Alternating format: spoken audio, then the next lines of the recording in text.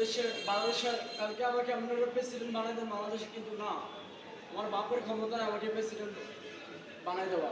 আমি চাইলে আমি প্রেসিডেন্ট হতে পারবো না। তো আল্লাহর জমিনে আল্লাহ পাক উপর থেকে যাকে খুশি সেই হবে বাংলাদেশের প্রেসিডেন্ট। আপনারা এই আজে বাজে দলগুলোর ভোট আপনারা বন্ধ করুন। আপনারা এদেশে প্রেসিডেন্ট কারা হবে সেটা আল্লাহই ভালো জানে। এবং কি আপনারা এই বাংলাদেশে এক আমি বলতে চাচ্ছি, এদেশে ইসলাম ছাড়া কোনো দল চলবে না, এদেশে কোরআনের আইন চালু হবে।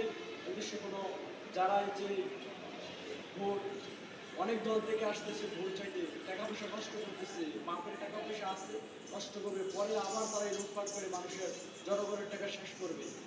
কী হবে এগুলা? এগুলো কোনো ভালো হবে না। তবে আমি আপনারা আমাকে দেখেছেন, এদেশে আমরা ইসলাম ছাড়া কোনো দল আমরা রাখবো না। আমরা এদেশে আমরা একটা ইসলাম দেশ আমরা উপহার দেব। এদেশে আমরা ইসলাম এদেশে আমাকে আপনারা প্রেসিডেন্ট যদি বলেন কালকে আমি প্রেসিডেন্ট হয়ে যাওয়ার প্রেসিডেন্ট হতে পারবো না। তা আল্লাহ ভালো জানে।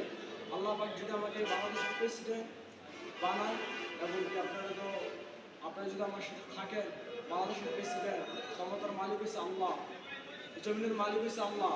আল্লাহ পাক যদি আমাকে প্রেসিডেন্ট বানায়, প্রেসিডেন্ট হওয়ার জন্য এত টাকা পয়সা নষ্ট করতে হবে না। আপনারা যদি আমার পাশে থাকেন, বাংলাদেশে আমরা একটি দল গঠন করবো, ইসলাম যে দলটার নাম হবে ইসলাম ছাড়া কোনো দল চলবে না। আল্লাহর জমিনে আল্লাহর ক্ষমতা চলবে। আল্লাহ পাক যাকে ক্ষমতা দেন, আল্লাহর জমিনে আল্লাহর ক্ষমতা আমরা বাস্তবায়ন করতে চাচ্ছি। আসসালামু আলাইকুম।